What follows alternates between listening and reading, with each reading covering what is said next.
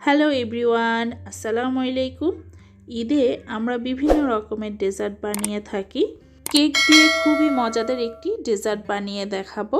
ডেজার্টটির নাম হচ্ছে মালাই কেক। আজকের কেকটি পানির ভাপে তৈরি করব। এখানে আমি প্রথমে নিয়ে নিচ্ছি 3টি ডিম। ডিমের সাদা অংশটি এবং কুসুমগুলো আলাদা করব। প্রথমে ডিমের সাদা অংশটিকে বিট করে নিব। বিট করে একটি ফোম তৈরি করে নেব। তারপর দিয়ে দিচ্ছি 1/4 কাপ চিনি। চিনিটা আমি একেবারে দিব না, অল্প অল্প করে দিব আর বিট করে নেব। এখন দিয়ে দিচ্ছি ডিমের কুসুমগুলো, তারপর আবারও বিট করে নেব।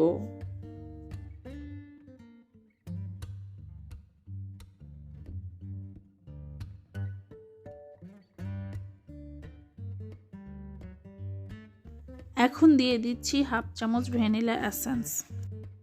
তারপর আবার বিট করে নিব। এরকম একটা ফোমি ভাব হবে। এখন শুকনো উপকরণগুলো দিয়ে দিচ্ছি। 1/2 কাপ ময়দা আর 1 চামচ ময়দা ভালো করে চেলে নিব। তারপর আস্তে আস্তে করে একটি স্প্যাচুলা দিয়ে মিশিয়ে নিতে হবে। এই কাজটা খুবই সাবধানের সহিত করতে হবে। এখন দিয়ে দিচ্ছি 1 টেবিল চামচ বেকিং পাউডার।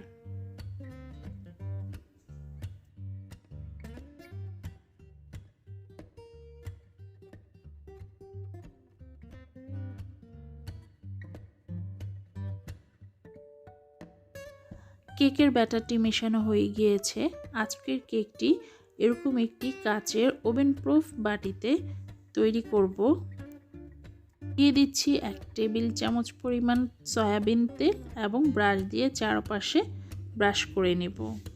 এখন ব্যাটারটি দিয়ে দিচ্ছি। কেকের ব্যাটারটি বাটির চারপাশে দিয়ে দিতে হবে এবং এরকম একটি টুথপিক দিয়ে নাড়িয়ে নিব। কেকটি আমি পানিতে ভাপ দিয়ে বানাবো। এখন একটি হাঁড়িতে পানি এবং স্ট্রেনার দিয়ে দিচ্ছি আর কেকটিকে ফয়েল পেপার দিয়ে ঢেকে দিচ্ছি।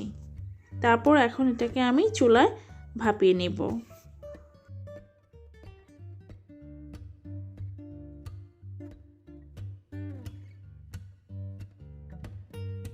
ফিরে এলাম 40 মিনিট পরে।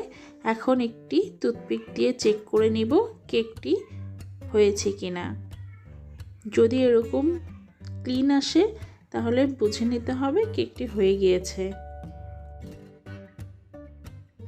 এখন মালাইটি তৈরি করে নিব।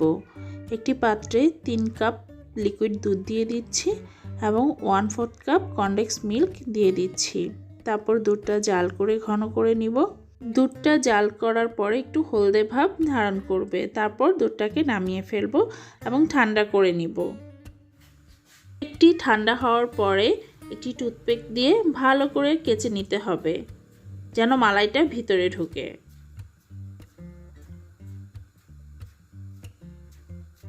এখন কেকটির উপরে দুধের মালাইটা দিয়ে দিব। তারপর ডেকোরেশনের জন্য কিছু কাঠবাদাম কুচি এবং পেস্তা বাদাম কুচি দিয়ে দিব। খেতে খুবই মজাদার এবং খুবই সফট হয়।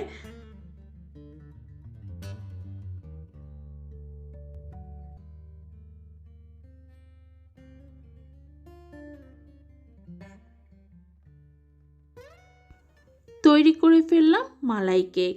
খেতে ভীষণ মজা। এই ঈদে অবশ্যই বানিয়ে দেখতে পারেন এবং আপনার পরিবার এবং বন্ধুদেরকে খাইয়ে দেখতে পারেন।